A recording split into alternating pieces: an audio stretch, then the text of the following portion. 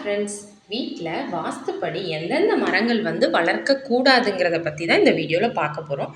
இப்போ தான் என் சேனலை புதுசாக பார்க்குறீங்கன்னா மறக்காமல் சப்ஸ்கிரைப் பண்ணிக்கோங்க. வீட்டில் எப்போவுமே மூங்கில் மரம் வளர்க்கக்கூடாது. அது ஒரு நெகட்டிவிட்டியை கொடுக்குற மரம். அப்புறம் வில்வ மரம் ரொம்பவே புனிதமான மரம். அதை நம்ம வீட்டில் வச்சா தீட்டு அது இதெல்லாம் பார்த்து வளர்க்க முடியாது. அதனால அதை வீட்டில் வளர்க்கவே கூடாது. முருங்கை மரங்கிறது வீட்டில் வளர்க்கலாம். ஆனால் எங்கேயாவது சைடில் நம்ம முழிச்ச உடனே நேராக பார்க்குற மாதிரி முருங்கை மரத்தை வளர்க்கக்கூடாது. அது ரொம்ப கேடு.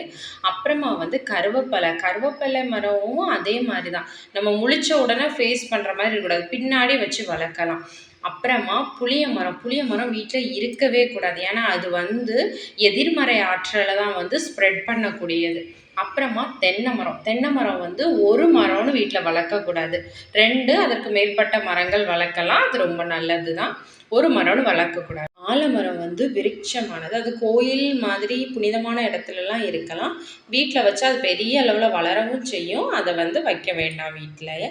அப்புறமா மாமரத்தை பின்னாடி இல்லை வீட்டு காம்பவுண்டுக்கு பக்கத்தில் அப்படி வச்சுக்கலாம். நம்ம காம்பவுண்டுக்குள்ளேயே வச்சுக்கிறது அவ்வளோ விசேஷம் இல்லை.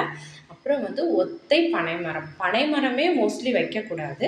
ஆனால் ஒத்தையாக நிற்கிற பனைமரம் வைக்கவே கூடாது. அது ரொம்ப நெகட்டிவிட்டியை ஸ்ப்ரெட் பண்ணக்கூடியது. அதனால் ஒத்த பனைமரம் வைக்கவே கூடாது. அப்புறம் அத்தி மரம், இதெல்லாம் சித்தர்கள் பாடல்கள்லேயே சொல்லியிருக்காங்க. இந்த மரங்களை வைக்கவே கூடாதுன்னு. அதில் ஒன்று அத்தி.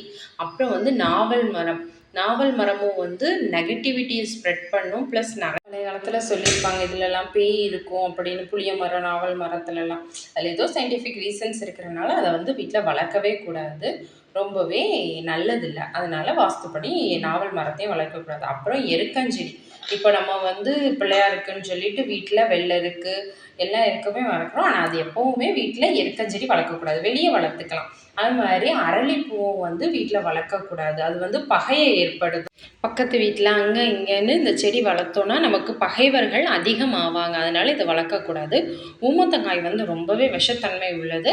அதனால இதை வீட்டில் வச்சு வளர்க்கக்கூடாது. இப்படி சில செடிகளை நம்ம வளர்க்குறதுனால நமக்கு நோய்களும் பகையும் இழப்புகள் கஷ்டங்கள்னு நிறைய வந்துட்டே இருக்கும். அதனால இந்த மாதிரி செடிகளை வளர்க்கக்கூடாது.